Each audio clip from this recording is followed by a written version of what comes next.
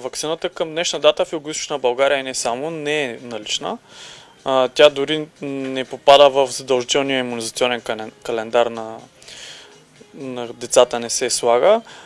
Има повишено търсене поради ситуацията, която е настъпила, която се разчу по телевизията с бебе на територията на столицата. Ние лично в нашата аптека имаме вече няколко запитвания, само за днешния ден по телефон. Идват дори физически майките да търсят.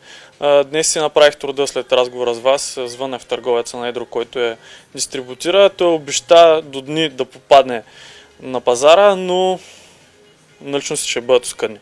Няма да стигнат, нали, за желаящите, ако те са много. То е някаква моментна, според мен, паника, която е настанала поради тази ситуация, тъй като медиите изкривяват доста и статистиката, и ситуациите. Съветвам родителите да не подхождат панически, всяка ситуация е различна. Ваксини ще има, но със сигурност няма да стигнат за цялото население, ако всеки има желание да бъде вакциниран.